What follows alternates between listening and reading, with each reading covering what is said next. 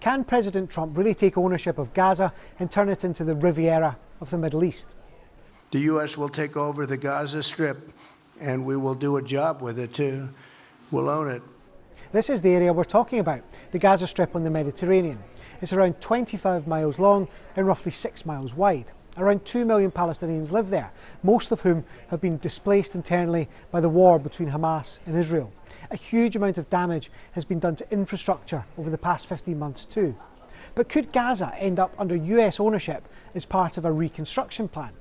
The short answer is that experts we've spoken to think such a plan would involve clear violations of international law. Firstly, under Article 2.4 of the UN Charter, the use of force is illegal. Members agree to refrain in their international relations from the threat or use of force against the territorial integrity or political independence of any state. The idea that this would benefit the population of Gaza or another population is legally completely meaningless. It is simply prohibited to use military force on the territory of another state, particularly in order to conquer or annex that territory. It's hard to see a situation in which President Trump could get agreement for his plan from leaders in Gaza. The Strip is run by Hamas, an armed group designated a terrorist organisation by a number of countries, including the US and the UK. Hamas has made it clear it won't agree to a takeover, calling the plan ridiculous and absurd. The idea of US ownership has also been strongly rejected by the Palestinian Authority, which governs part of the occupied West Bank.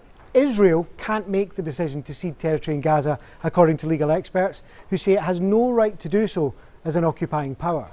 We don't have many details about the specifics of Trump's proposal, but this is what he said about moving residents out of Gaza.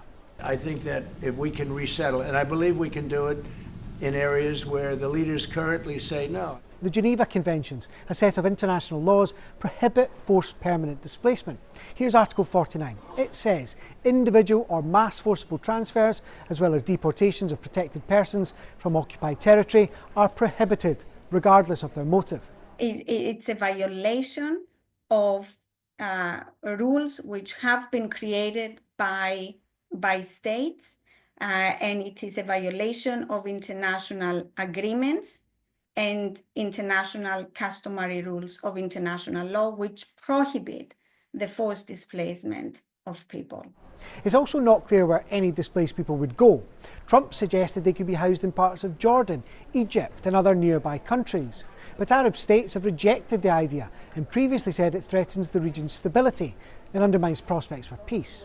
And even if Trump ignored the likely breaches of international law, for any plan to be recognised, it would need the backing of the international community.